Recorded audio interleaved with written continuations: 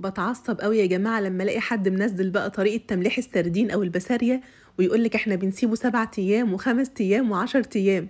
انتوا بتقولوا ايه يا جماعة؟ طبعا كل اهل السواحل اللي هيسمعوا معايا الفيديو ده هيكونوا عارفين انا بقول ايه. انا يا جماعة هنا بتكلم عن السردين البلدي او البسارية البلدي اللي بتكون جاية من البحر صبحة وطازة. البسارية البلدي يا جماعة والسردين البلدي بنملحهم النهاردة الصبح، بناكل منهم تاني يوم بالليل. وطبعا ناس كتير جدا من أهل السواحل زي أهل دمياط بقى وأهل بورسعيد بيملحوا البسارية الصبح وبيتعشوا منها المغرب. وده يا جماعة مش كلامي أنا، ده كلام كل الفسخانية وكل أهل السواحل. المهم بقى هنعمل ايه في السردين بتاعنا أو البسارية بتاعتنا؟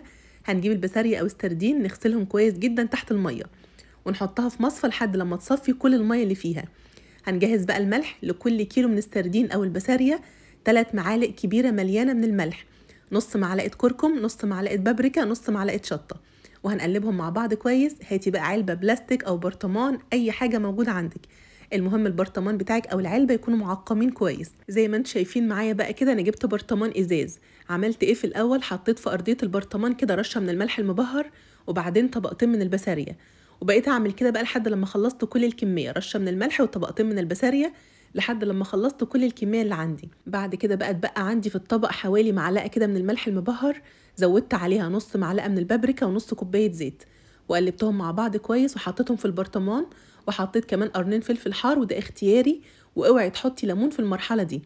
هنقفل بقى البرطمان بتاعنا الاول كده بكيس بلاستيك او استرتش راب، وهنقفل البرطمان. واول لما نقفل البرطمان بتاعنا هنبدأ نقلبه زي ما انتم شايفين بالشكل ده. هنقلبه مرتين 3. وهنعمل ايه؟ اول يوم طبعا هنسيب البرطمان بتاعنا زي ما انتم شايفين كده في المطبخ زي ما هو كده. هيجي بقى علينا تاني يوم هنقلب البرطمان بتاعنا زي ما انتم شايفين بالشكل ده. وطبعا بقى الافضل ان احنا نحط البرطمان بتاعنا كده في مكان دافي في المطبخ، يعني في رف من المطبخ او حطوه في فرن البوتاجاز. وطبعا يا جماعه فرن البوتاجاز مطفي عشان بس محدش يفكر ان هو شغال.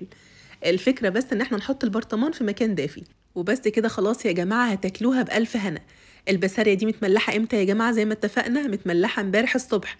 فتحت عليها امتى؟ فتحت عليها تاني يوم المغرب. لو عايزين بقى تحفظوها في التلاجة هنجيب بقى البسارية بتاعتنا ونرصها في علبة تلاجة زي ما انتم شايفين بالشكل ده، ونحط عليها شوية صغيرين من الزيت اللي هي كانت متملحة فيه، ونحط عليها كمان معلقتين 3 من الزيت، وقرنين 3 فلفل حار. وبرده يا جماعه ما تحطوش ليمون، الليمون ساعه الاكل على طول. ودخلي بقى العلبه بتاعتك التلاجة هتقعد معاكي اسبوعين 3 ولا هيجرى لها اي حاجه.